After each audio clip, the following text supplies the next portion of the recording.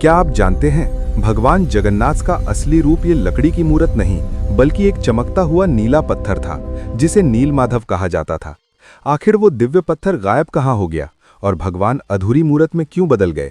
ये कहानी मालवा के राजा इंद्रद्युम्न से शुरू होती है।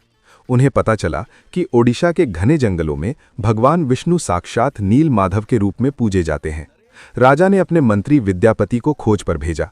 विद्यापति जंगलों में भटकते हुए आदिवासी सरदार विश्ववसु तक पहुंच गए, जो गुफा में गुप्त रूप से नीलमाधव की पूजा करते थे। विद्यापति ने सरदार की बेटी से शादी की और जिद करके गुफा देखने की बात मनवा ली। सरदार ने शर्त रखी कि वे उनकी आंखों पर पट्टी बांध कर ले जाएंगे, लेकिन विद्यापति ने चालाकी की। उन्होंने रास्ते में चुपके से सरसों के बीज गिरा दिए। कुछ दिनों बाद जब बारिश हुई तो सरसों के पौधे उगाए और विद्यापति को गुफा का रास्ता मिल गया। उसने तुरंत राजा को खबर दी। राजा इंद्रद्युम्न अपनी विशाल सेना लेकर घमंड के साथ भगवान को लेने पहुंचे, लेकिन उनके वहां पहुंचते ही नीलमाधव की मूर्ति हमेशा के लिए गायब हो गई। भगवान अपने भक्त विश्ववसु के साथ हुए धोखे और राजा के घमंड से नाराज थे। राजा ने रोकर माफी मांगी और अन्न जल त्याग दिया। तब आकाशवाणी हुई, मैं अब उस पत्थर के रूप में नहीं मिलूंगा, अब मैं समुद्र तट पर एक लकड़ी के लट्ठे के रूप में आऊंगा। कुछ समय बाद पुरी के समुद्र तट पर एक विशाल अद्भुत लकड़ी का लट्ठा तैरता हुआ आया। राजा समझ गए कि यही भगवान का नया रूप है।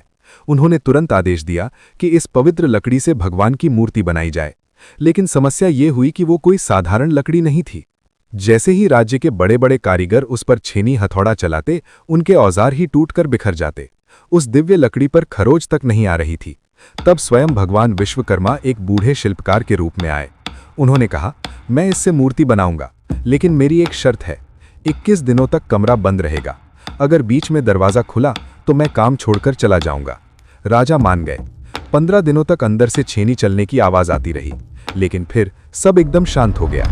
रानी गुंडीचा को लगा कि बूढ़ा शिल्पकार शायद अंदर मर गया है। घबराहट में उन्होंने दरवाजा खोल दिया। अंदर देखा तो शिल्पकार गायब था और वहां भगवान जगन्नाथ, बलभद्र और सुभद्रा की अधूरी मूर्तियां थीं। राजा बहुत दुखी हुए, लेकिन तभी भगवान ने संकेत दिया कि वे इसी अधूरे रूप में रहकर भक्तों को दर्शन देना चाहते हैं।